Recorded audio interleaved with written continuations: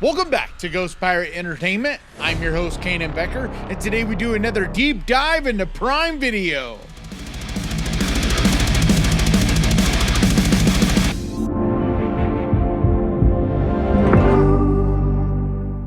And with that, let's get to the list. Spreading like a disease, any of us could be next.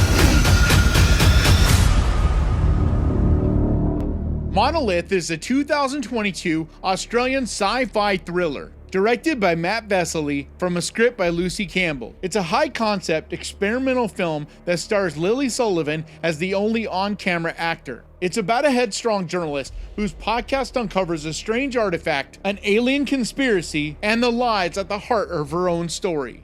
I need your help, listeners. An anonymous email, an object filled with unknowable power. Is there anyone out there that knows anything about these bricks? So this is a really small movie. Like I said, it only has one on-camera actor, and that's Lily Sullivan. But she's phenomenal in this and does a really, really good job. But in a lot of ways, it reminds me of Pontypool, where there isn't much as far as the visuals of what's going on. It's much more of a storytelling device. And you slowly go down this rabbit hole with this character and uncover this whole conspiracy and all these different things. And it gets creepy and otherworldly. And it's a kind of film that it's like they're reading you a story. So you either need to have your own imagination at work and keeping you entertained with the story they're telling, or you'll probably be bored and this is just not for you. But I thought it was extremely compelling. I love the directions that it takes it and the uniqueness of the whole situation. I think it's a unique experiment, and for the right audience, it's a great time.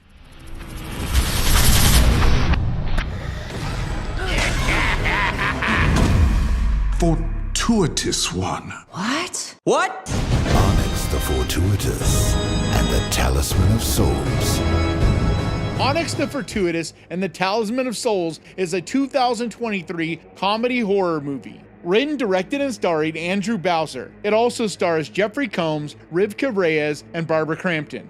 Onyx, a fledgling occultist, and a group of worshippers attend a once-in-a-lifetime ritual at their idol Bartok the Great's mansion. I've been invited to Bartok's mansion to take part in a once-in-a-lifetime ritual in which he, along with 5 of his most loyal followers, will attempt to raise the spirit of the ancient demon, Abaddon. Okay, this is a silly, very stupid, but just very fun kind of movie. It is almost a spoof movie in a way, but it's not to that degree, but it's just shy of that silliness. But it looks great. It's moody, and it's just a fun time. I love how it has all these different horror elements in it. You could tell that the people involved have a love for horror, and it just oozes from every pore. And it's also great to see horror icons in Barbara Crampton and Jeffrey Combs, and just still watching them kill it. I mean, they're both really, really good in this. I'm telling you, Jeffrey Combs absolutely steals the show in this. I also want to give a big thank you to Dr. No Thanks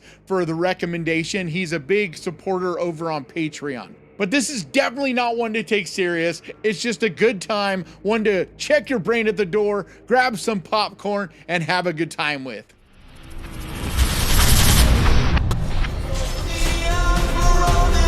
I could get the clink for life or the electric chair, but I don't want to die a virgin. Lisa Frankenstein is a 2024 rom-com horror movie, directed by Zelda Adams and written by Diablo Cody. It stars Catherine Newton, Cole Sprouse, and Carla Gugino. It's a coming-of-age love story about a teenager and her crush, who happens to be a corpse. I tend to his grave. I talked to him. I wish I was with you. That's really weird, Lisa. I'm still in shock that this movie hasn't gotten more love. I had such a great time with it. I love the look, the style, the flair, the performances from the entire cast. It's just a very, very fun movie. But I'm a kid of the 80s and 90s, so maybe that's why I connected with it more than wider audiences. I don't know, but it's a real shame to me because it's so well done and I thought the humor landed. It has that real Beetlejuice aesthetic to it, and I think that's great. I'd love to see more movies with that flavor. And it makes sense because it was written by Diablo Cody, who was the writer-director of Jennifer's Body, and it just has a very similar kind of style about it. But I think if you're looking for something to relax to that's macabre and yet still lighthearted, this is a fantastic pick.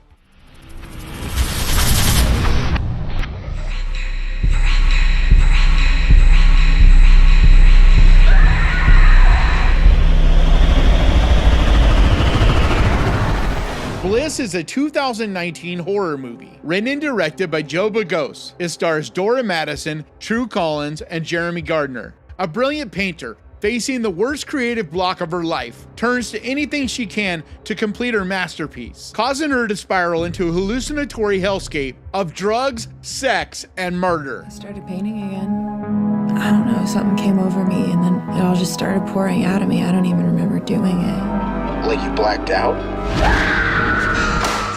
This is one of my favorite underappreciated indie horror movies from the last, number of years because it's unique and creative, but yet very small and really flies under the radar. I think part of what makes me connect to it so much is the fact that she's an artist, and I did visual art for a long time, painting and sculpture, and so there is definitely a part of me that is still attached to that world, and so I can really appreciate her struggle in this. But it's also very cool because what starts out seeming like a drug addiction, and someone ODing and all that and going down that spiral ends up being something different. And I don't want to spoil it because I definitely think you should check this movie out. But it turns into much more of a horror movie as things go. It's colorful, it's dark, it gets savage and brutal at times. I think it's a fantastic little gem and definitely one you need to see.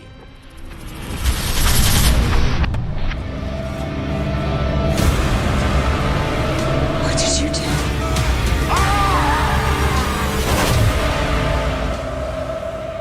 The Breach is a 2022 sci-fi horror movie. Directed by Rodrigo Godino, it stars Alan Hocco, Emily Atalo, and Natalie Brown. Counting down the last days as chief of police of a tiny town, John Hawkins must investigate one last case when a mangled body with uncanny wounds washes up on shore of the river.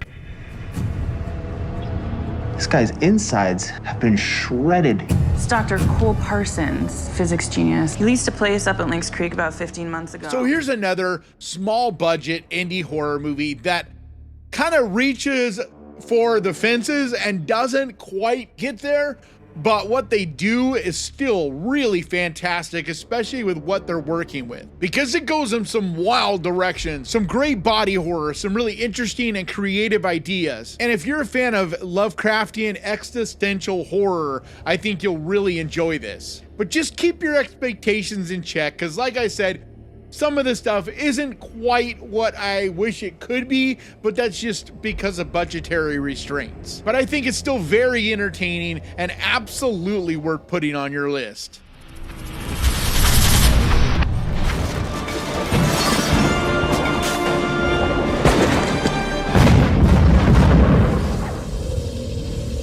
Sleepy Hollow is a 1999 gothic supernatural horror movie. Directed by Tim Burton, it stars Johnny Depp, Christina Ricci, and Casper Van Dien. Ichabod Crane is sent to Sleepy Hollow to investigate the decapitations of 3 people, to discover if the culprit is in fact the legendary apparition, the Headless Horseman. How much of your superiors explained to you?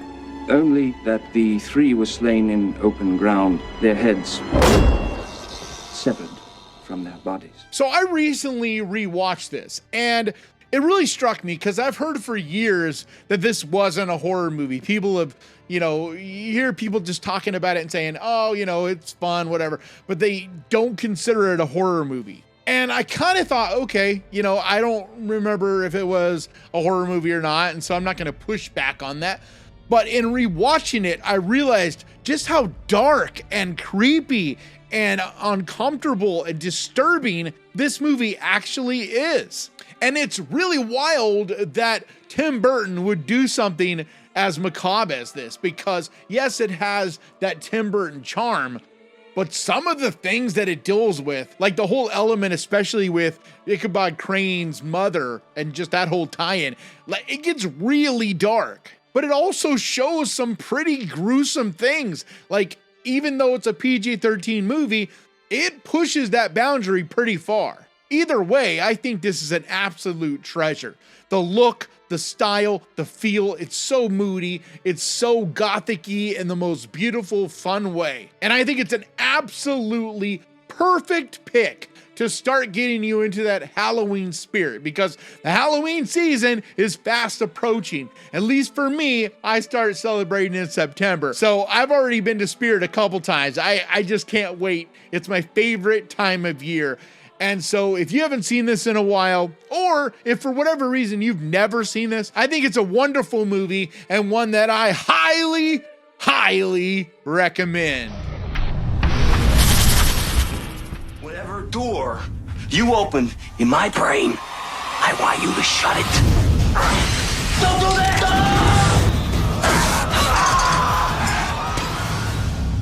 Stir of Echoes is a 1999 supernatural thriller. Written and directed by David Cope, it stars Kevin Bacon, Catherine Urbe, and Elena Douglas. After being hypnotized by his sister-in-law, a man begins to see haunting visions of a girl's ghost, and a mystery begins to unfold around him.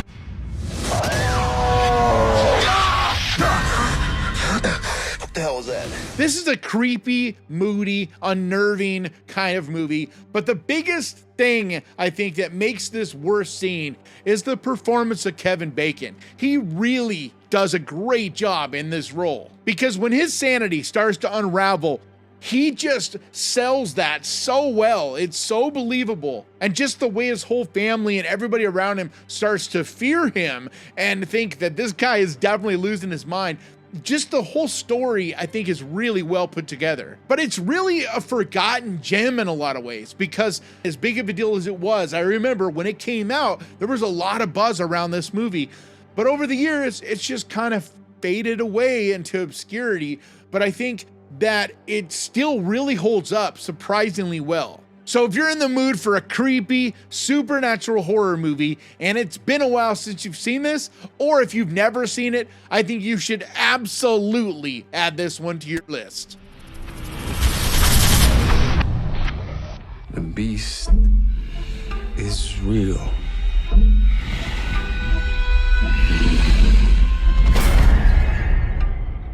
Split is a 2016 psychological thriller, written, directed, and produced by M. Night Shyamalan. It stars James McAvoy, Anya Taylor-Joy, and Betty Buckley. 3 teenage girls are abducted by a man with 23 distinct personalities, and they must find a way to escape before the apparent emergence of the frightful 24th. Don't worry. He's not allowed to touch you. So a couple weeks ago, I watched the latest M. Night Shyamalan movie, Trap, and it left a really bad taste in my mouth.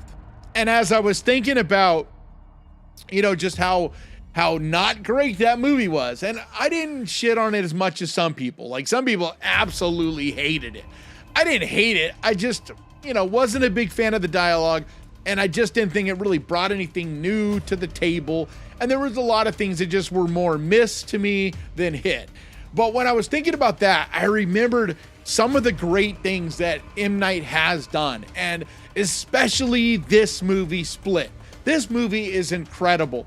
And I know a big part of that is the cast, because I think no matter what you put James McAvoy in, he is going to just absolutely kill it. He is one of the best actors we have on planet Earth today, period. On top of that, you also have Anya Taylor-Joy, who at the time that this movie was made, people didn't quite realize what an amazing actor she was. But we do now. We realize, what levels she can go.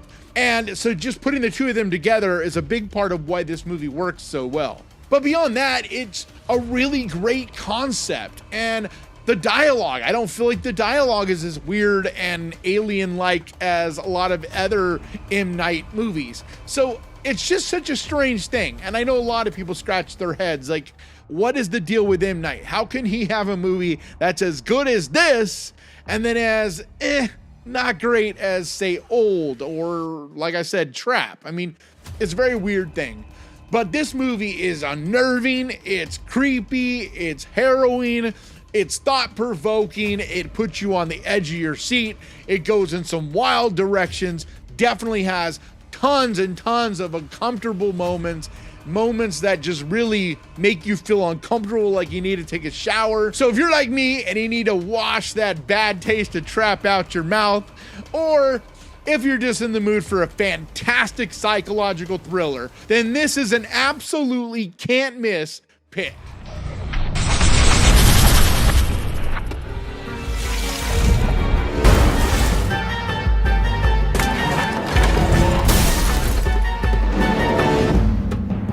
Timecrimes is a 2007 sci-fi thriller written and directed by Nacho Vigalondo. It stars Cara Alejandre and Candela Fernandez. The story is about a man who accidentally gets into a time machine and travels back in time nearly an hour. Finding himself will be the first of a series of disasters of unforeseeable consequences.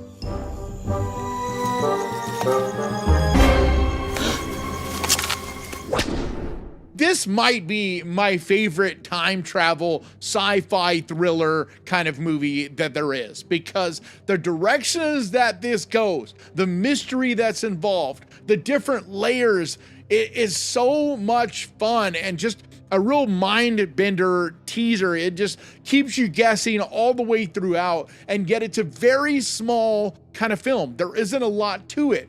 There isn't tons of huge special effects. Everything is really kind of isolated to just this one area for the most part. But yet there's so many things that at the end all make sense, but through the majority of it keep you really scratching your head going, am I missing something here? Like, what is going on here? How am I not following this? But I promise you, at the end, it'll all snap into place and really make sense. But it gets creepy as well. There's moments and scenes in this that'll definitely make you squirm and keep you on the edge of your seat. It's also moody and emotional at times, and really just a layered, well put together movie. So if you're into sci-fi thrillers, I think this is a real treat and one you definitely need to see.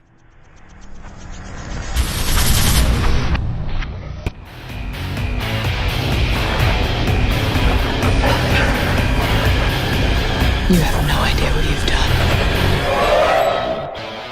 The Lazarus Effect is a 2015 sci-fi horror movie. Directed by David Gelb, it stars Mark Duplass, Olivia Wilde, and Donald Glover. A group of medical researchers discover a way to bring the dead back to life, but things go awry and the experiment goes horribly wrong. No effect. Maybe if we up the dosage next time we'll... You okay? So I don't know why it is exactly, but over the years, I've mentioned this movie a few times because I think it's a great time. I really like the directions that it takes, the creepy quality, the way it looks, the style of it. It has a fantastic cast, but yet it seems like I'm alone on an island with that. Like, people just don't seem to enjoy this movie and think that it's worth a damn, at least as much as I do. Maybe it's because I get real Flatliners kind of vibes from this, and I really enjoy movies where it's medical experiments going horribly wrong kind of thing. There's something about that I just think is really cool. But this isn't a super deep movie. There's not a ton to it. It's a real basic premise, but I think it gets creepy, and I liked a lot of the way it looks, and like I said, it has a really great cast, and so I think that that's a big part of what I like so much about it. But I think it's a great pick if you're looking for something to not take too serious, just a popcorn kind of horror movie, and one that I think is perfect for this Saturday night. So do yourself a favor this weekend, guys. Pick one of the movies off of this list, grab your popcorn and your candy, and enjoy! And I want to give a huge massive, enormous thank you to the Ghost Pirate crew, to you guys over on Patreon, and to the channel members over here. You guys mean so much to me. And if you would like to help support this channel over on Patreon, there's a link down in the description. Or you can become a channel member and help support the channel that way by clicking on the join button down there. But like always, thank you so much for watching. Please crush that like button. And remember, guys, horror can be fun. And if you enjoyed this, click right here to watch me talk about 10 movies from this year that I think people have missed. And I'll see you guys next time.